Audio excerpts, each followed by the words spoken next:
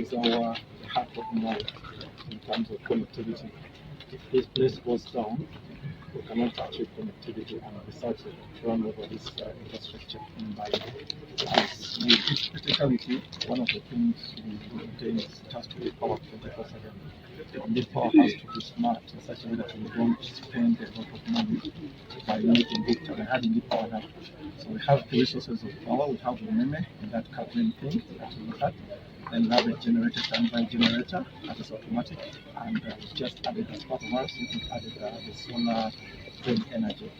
It is smart in its operation that we don't rely on because we fuel those generators. There are many bills that are sent to us of almost around 20 million. That is paid for monthly because it's power intensive. It needs a lot of cooling in there. So we set it up in such a way that it's primarily running on solar. Whenever we don't have the solar energy, we switch over to meme. Whenever meme is not available, we can switch over to the generator. So we lower the cost of fuel and the costs of many bills that come to us. When we look at the security, this power is monitored from our network operations center in Kampala. Whenever there is a problem with the solar panels or the generator, we have engineers that are sent here on call from the operations center, and they also receive texts. The services we run, they receive texts and to make sure when there is an issue with this infrastructure. Security-wise, it needs to be secure. And on top of the physical security, the human security, we have cameras. Part of the RC project, it's called the environmental management. These cameras are viewable all the way from the network operations center. Whatever happens here, intruders, indoor cameras as well. We have one indoor camera that monitors what is inside, and we also have some other sensors that monitor the temperatures, the fire suppression, the smoke detectors, and the capacity. This means a lot to us because there is going to be internet connectivity in the region, and this service has been extended to over 70 service units, and so there is going to be good service delivery, and it will be quick to be able to support our people in a more efficient manner. For instance, the health sector, education, and the administrative units in our sub-region. So I know with this service on board, many programs will be implemented in a more efficient way, and the gaps that have been there in service delivery will be covered because of this internet connectivity today. Okay. What are some of the critical areas which you think this? Yeah, administration, health sector, and also education. Today, government is registering the children using the internet. And one of the issues that we raised as Parliament was that many rural schools do not have internet connectivity, and so the teachers and the head teachers were struggling to register the children in that regard. But I have the reassurance or the confidence that with this on board, come next year, maybe this year we had some gaps, but next year it will be more efficient because it's an area that is going to help our children to be registered, to be tracked easily, and also because the world is going digital. There will be internet connectivity in our schools, and our children will be able to access that service and polish their skills. And this will help in the development of our country because we are looking at socio-economic development of Uganda. Okay, my name is Caroline Akelo Mugisha. I'm representing the Executive Director of the National Information Technology Authority, Uganda.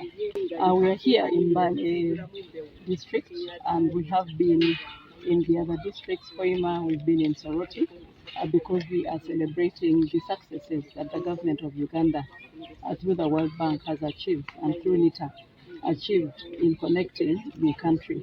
We have connected many kilometers with fiber optic cable to ensure that government agencies are connected and ensure that e-services are promoted, because these are the platforms that have been developed for purposes of communication amongst government, sharing information both within government itself as well as between government and the private sector.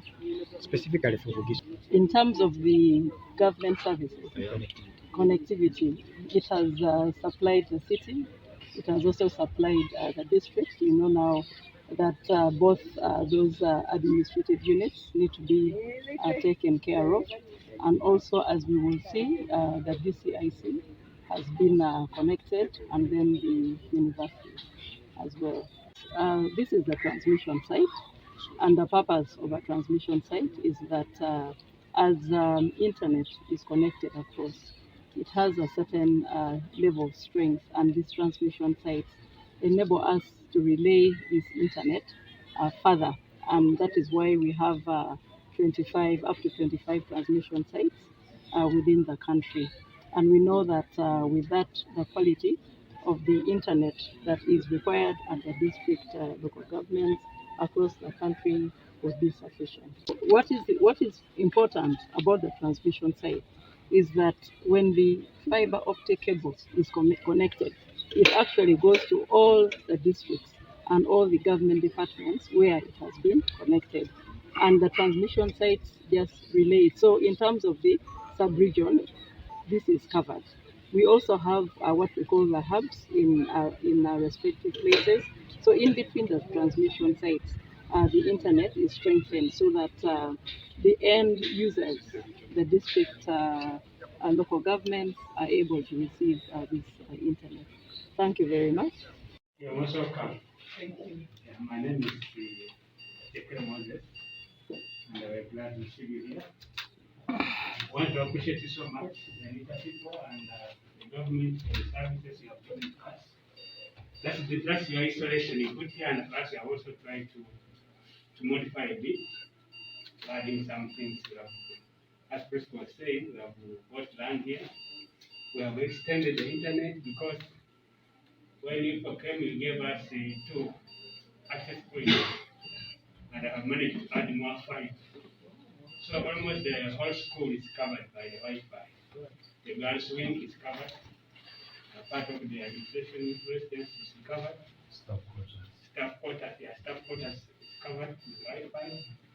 And we are planning to extend so that the entire school, when you reach the gate, you can receive the internet. Yeah. We have. So they have to study in shifts, and that's how we manage it. So if you have any old computers that you're about to dispose of, you can send it over to us for the meantime, as we are trying to get other new computers. Otherwise, the whole school, I think, is going to be covered by the end of the year. We are at 60% in terms of Wi-Fi coverage. So the 40 we shall be able to accomplish because we already have a plan for that. We want to have them installed here, and they will be linked by or supported by this internet.